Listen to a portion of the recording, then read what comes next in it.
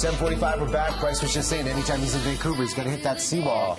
Love it. It's good for the health. Well, exercise is a big part of brain health. March being a Brain Awareness Month, we're going to get to some tips on how to take care of it. And the most important factor to consider when we're looking at our health, how do we look after the brain? Well, actually, I'm going to throw it right back to you for a second. What have you done for your brain today? You know what? I woke up. Yeah, there was that's no a good start. There was no baby screaming. Right, we got sleep. So that to me, sleep is... Bingo. Sleep is so important for the brain. Not just the number of hours you clock on the pillow, but the deep, restful sleep. And by the way, if you snore, that's an indication that you might have apnea or even mild apnea. And what is apnea? That's the lack of oxygen to the lungs, which ultimately then ends up as lower in the brain.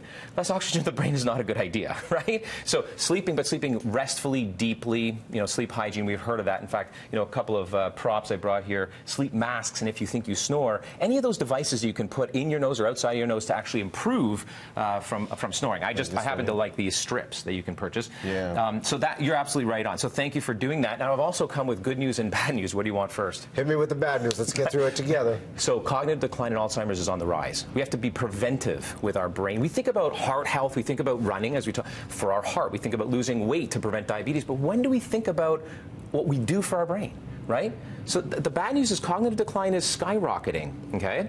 The good news is there's a lot we can do about it, okay, right? Let's start over here. Let's move away, folks, from vegetable oils. They're bad for our brain. Now, our brains, we're all fatheads, so we need fat, we need oils, but let's start using, things like coconut oil to cook with. Let's use avocado oil or even red fruit palm oil. These are all filled with antioxidants. Here's the other thing. Omega-6s, pro-inflammatory.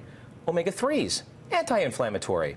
That is the name of the game when you're using oils plus higher smoke point. Okay, so fat doesn't give you or make you fat. We know that, all right? We want more muscle in the body. Good fats actually help you create muscle. You ever crack open a walnut filled with omega-3 fats? It looks like a brain. That's why I brought these guys here. What's my favorite nut? Eat more of those. Don't overdo them, about 5 a day. Great for the brain health. Spices. One of my favorite spices, saffron.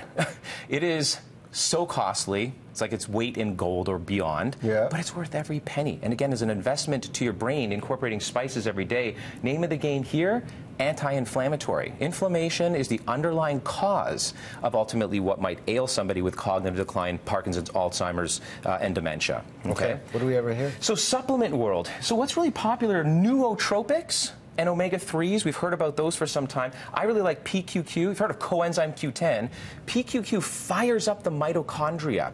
In every single cell in your body, there's a little nugget. Pass me that little model of a cell right there. Sure. There's a little cell. Thank you. So right here, we're looking at this red-colored peanut here. This is energy to our body, the currency of energy, which is ATP. We especially have it highest dense in the heart, muscles, and most importantly, the brain.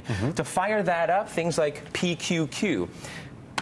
It's not just about, what you do for your brain and protecting your brain. It's about arming your brain. Okay, so I love Brain Armor's a DHA from algal. So this is a vegan, healthy. It's also paleo compliant.